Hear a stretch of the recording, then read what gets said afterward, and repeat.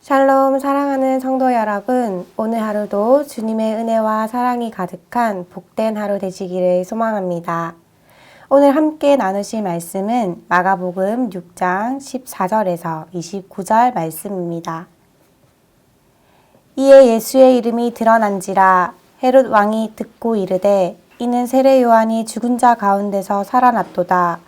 그러므로 이런 능력이 그 속에서 일어나느니라 하고 어떤 이는 그가 엘리야라 하고 또 어떤 이는 그가 선지자니 옛 선지자 중에 하나와 같다 하되 헤롯은 듣고 이르되 내가 목벤 요한 그가 살아났다 하더라.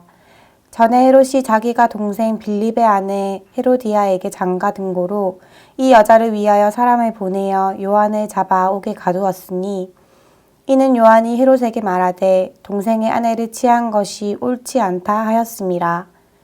헤로디아가 요한을 원수로 여겨 죽이고자 하였으되 하지 못한 것은 헤롯이 요한을 의롭고 거룩한 사람으로 알고 두려워하여 보호하며 또 그의 말을 들을 때에 크게 번민을 하면서도 달갑게 들음이더라. 마침 기회가 좋은 날이 왔으니 곧 헤롯이 자기 생일에 대신들과 천부장들과 갈릴리의 기인들로 더불어 잔치할세 헤로디아의 딸이 친히 들어와 춤을 추어 헤롯과 그와 함께 앉은 자들을 기쁘게 한지라. 왕이 그 소녀에게 이르되 무엇이든지 내가 원하는 것을 내게 구하라.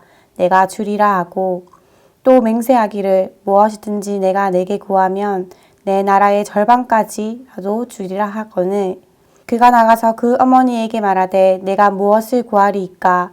그 어머니가 이르되 세례 요한의 머리를 구하라 하니 그가 곧 왕에게 급히 들어가 구하여 이르되 세례 요한의 머리를 소반에 얹어 곧 내게 주기를 원하옵나이다 하니 왕이 심히 근심하나 자기가 맹세한 것과 그 앉은 자들로 인하여 그를 거절할 수 없는지라. 왕이 곧 시의병 하나를 보내어 요한의 머리를 가져오라 명하니 그 사람이 나가 옥에서 요한의 목 베어 그 머리를 소반에 얹어다가 소녀에게 주니 소녀가 이것을 그 어머니에게 주니라. 요한의 제자들이 듣고 와서 시체를 가져다가 장사하니라. 헤롯은 왕궁에 있으면서 예수님과 제자들의 가르침과 기적들에 대한 이야기들을 듣게 됩니다. 그러나 예수님에 대해 들려오는 소식들은 헤롯의 마음을 불편하게 만들었습니다. 그 이유는 무엇인가요? 17절, 18절입니다. 전에 헤롯이 자기가 동생 빌립의 아내 헤로디아에게 장가 등고로 이 여자를 위하여 사람을 보내어 요한을 잡아 옥에 가두었으니 이는 요한이 헤롯에게 말하되 동생의 아내를 취한 것이 옳지 않다 하였음이라. 이 이야기는 다시 과거로 돌아가는데요. 헤롯이 요한을 감옥에 가둔 이유는 바로 자기 동생의 아내인 헤로디아를 아내로 맞아들인 것을 세례 요한이 옳지 않다고 책망했기 때문이었죠. 유대의 법에 의하면 형이 자식 없이 죽게 되었을 때에 동생이 그 형의 아내를 취해서 자손을 이어가게 했지만 이번 경우는 달랐습니다. 왜냐하면 헤롯의 동생은 살아있었기 때문이었죠. 이렇듯 동생 빌립이 살아있음에도 불구하고 헤롯은 율법을 어기고 동생 빌립의 아내를 취했던 겁니다. 이로 인해 세례 요한이 그가 한 행동이 근친상간과 간음죄를 범한 하나님의 말씀에 어긋났음을 책망하며 계속해서 이야기하자 그를 옥에 가두게 되고 그의 아내인 헤로디아도 요한을 원수로 여기고 죽이려는 마음을 계속해서 마음에 품고 주도 면밀하게 계획하며 계속적으로 세례 요한을 죽일 기회를 엿보게 되었던 것입니다. 그러나 20절 말씀에 보면 헤롯이 요한을 의롭고 거룩한 사람으로 알고 두려워하여 보호하며 또 그의 말을 들을 때에 크게 번민을 하면서도 달갑게 들음이러라 하고 말합니다. 헤롯은 헤로디아 때문에 세례 요한을 옥에 가두기는 했으나 요한이 의롭고 거룩한 사람임을 알고 있었으므로 요한을 함부로 죽이지는 못했습니다. 헤롯은 요한을 두려워했을 뿐만 아니라 그의 의롭고 거룩한 모습으로 인하여 그를 존경했음 또한 알 수 있습니다. 이처럼 헤로디아의 계속적이고 집요한 간청이 있었으나 헤롯은 헤로디아의 말과 세례 요한 사이에서 어떻게 해야 할지 몰라 방황하고 있음을 보여주며 그의 고민이 계속해서 그를 사로잡고 있었음을 보여주고 있습니다. 이러한 사실을 통해 알 수 있는 것은 이러한 헤롯의 모습을 통해 하나님의 진리가 지니는 위대한 힘을 발견할 수가 있습니다. 헤롯은 갈릴리 지역의 분봉왕으로서 그 지역 일대를 호령하던 왕이었습니다. 그러나 주님의 사역에 대한 소식만을 듣고도 두려워 떨었죠. 물론 그가 두려워한 것은 주님이 아니라 세례 요한이었습니다. 즉 헤롯은 주님에 관한 소식을 듣고 세례 요한이 한생한 줄로 알고 두려워 떨었던 것입니다.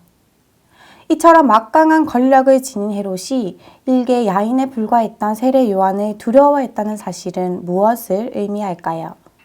그것은 바로 세상 권력이 아무리 강한 것처럼 보인다 할지라도 그 역시 한계가 있는 상대적인 힘에 불과하다는 사실을 보여주고 있는 것입니다.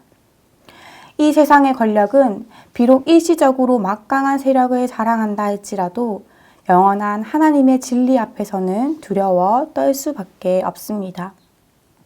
왜냐하면 이 세상의 권력은 그 자체가 영원한 것이 아니며 또한 인간의 모든 것을 지배할 수 있을 정도의 절대적인 것도 아니기 때문입니다. 하지만 하나님의 진리와 그 힘은 어떠합니까? 하나님의 진리는 비록 세상의 눈으로 보기에는 연약하고 부드럽게 보여도 인간의 사업과 모든 운명을 좌우하는 놀라운 힘을 가지고 있으며 동시에 인간이 자랑하는 모든 권력의 원천이기도 합니다. 때문에 헤롯은 이러한 하나님의 진리를 소유했던 세례 요한을 두려워할 수밖에 없었으며 빌라도 또한 자기가 심판하던 예수 그리스도를 두려워할 수밖에 없었던 것입니다.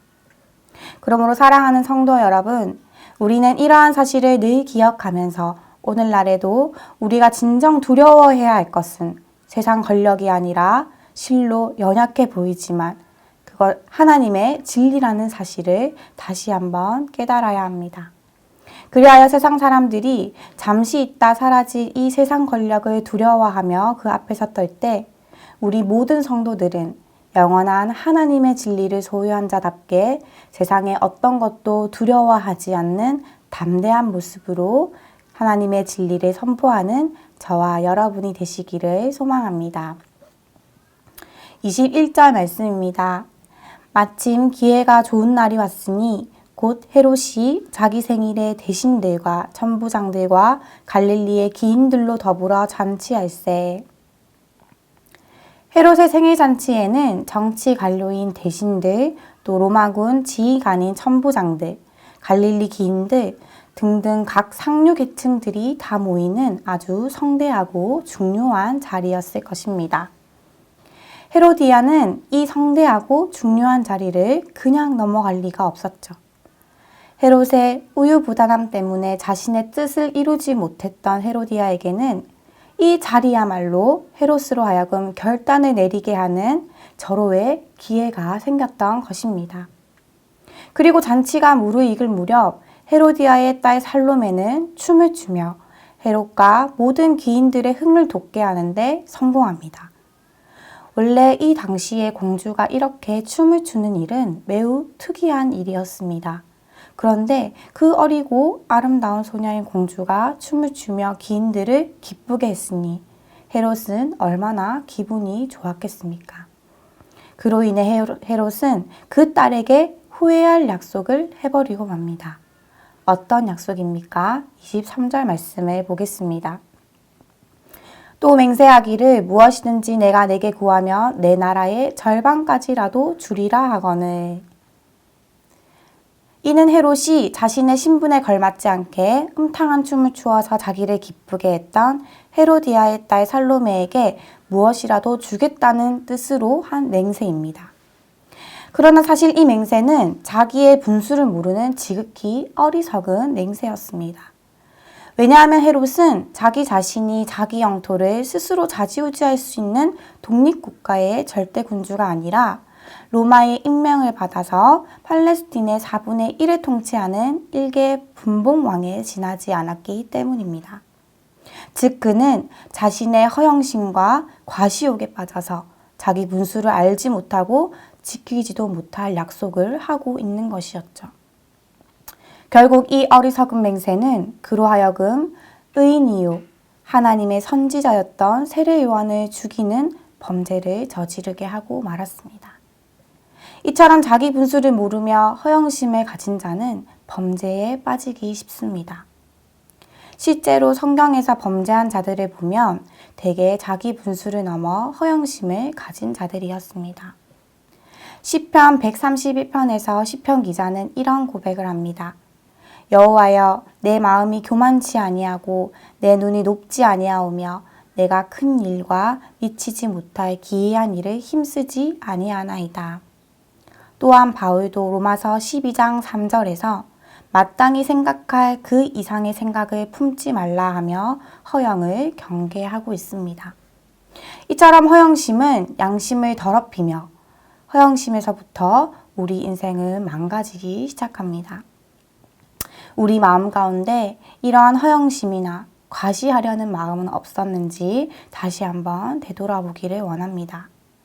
허영심이나 과시하려는 교만한 마음이 우리 마음의 가운데 있었다면 우리는 이 제약된 마음을 회복하기 위해 하나님 앞에 서야 할 것입니다. 우리가 하나님 앞에 설 때에 십자가 대신 주님의 보혈의 피가 우리를 이 제약 가운데서 해방시켜 줄 것입니다. 자기의 죄를 인정하고 주 앞에 그 죄를 포기할 결심 속에 엎드려서 십자가 앞에서 용서를 구한다면 주님이 우리를 깨끗이 씻어주실 것이며 허영심과 교만한 제약 가운데서 자유함이 찾아올 것입니다. 그렇다면 다시 앞으로 돌아가서 헤롯이 예수님의 이야기를 듣고 마음이 불편했던 이유는 그가 세례 요한을 죽였던 것이 마음속에 언제나 두려움으로 살아있었다는 것입니다. 그렇기에 헤롯이 예수님의 이야기를 듣고 자신이 목베어 죽인 요한이 다시 살아났다고 생각했으며 두려워했던 것이었죠. 하나님의 율법을 어기고 정욕을 따라 해서는 안 될 죄를 범했던 헤롯과 헤로디아는 결국 자신들의 잘못과 치부를 가리우기 위해 의인인 세례 요한을 죽임으로 이끌어 갔습니다. 율법을 어겨서는 안 된다는 진리의 말씀에 세례 요한은 죽음을 당하고 말았습니다. 딸과 엄마가 함께 연합해서 이 잔인한 살인을 도맡아 행하는 이 기가 막히고 잔인한 이야기를 통해서 알 수 있는 것은 이처럼 죄악은 범죄한 인간으로 하여금 두려움과 공포를 떨게 만드는 무서운 힘을 가지고 있다는 것입니다. 죄악은 일시적으로는 사람에게 쾌락을 줄지 모르나 한번 범죄한 후에는 끊임없이 두려움에 사로잡히게 되면서 사람과 하나님 앞에서 얼굴을 들지 못하게 만드는 파괴력을 가지고 있습니다. 그러므로 사랑하는 성도 여러분, 우리가 이 세상에서 하나님의 백성으로서 담대하게 진리를 증거하고 영적인 전쟁에서 승리하기 위해서는 먼저 이러한 제약을 우리 가운데서 몰아내야 할 줄을 믿습니다. 그리고 다시 제약의 유혹에 빠지지 않도록 끊임없이 깨어 기도해야 할 것입니다. 성경에서 악인은 쫓아오는 자가 없어도 도망하나 의인은 사자같이 담대하니라고 말씀하고 있습니다. 따라서 우리는 언제나 말씀과 기도로서 자신을 정결케 하고 의를 행함으로 자신을 재판하던 자들 앞에서도 당당했던 주님과 같이 또 사도 바울처럼 세상을 향해 당당하게 진리를 증거했던 것처럼 우리도 하나님의 진리를 증거하며 담대하게 살아가는 저와 여러분이 되시기를 간절히 소망합니다. 기도하겠습니다. 하나님, 오늘 주신 말씀을 통하여 깨닫게 하시니 감사합니다. 이 세상에서 헛된 것을 바라보지 않고 참된 진리를 붙들고 나아가게 하시고 날마다 말씀과 기도로서 주님 앞에 나아가므로 우리 안에 있는 더러운 죄악을 주님의 빛으로 비추어 주시사 회개하며 깨끗하고 정결한 삶 살아갈 수 있도록 인도하여 주시옵소서. 그리하여 죄악은 멀리하고 참된 진리를 소유하며 그 진리를 증거하며 나아가는 복된 하루가 되도록 인도하여 주시옵소서. 이 모든 말씀 예수님의 이름으로 기도드립니다. 아멘.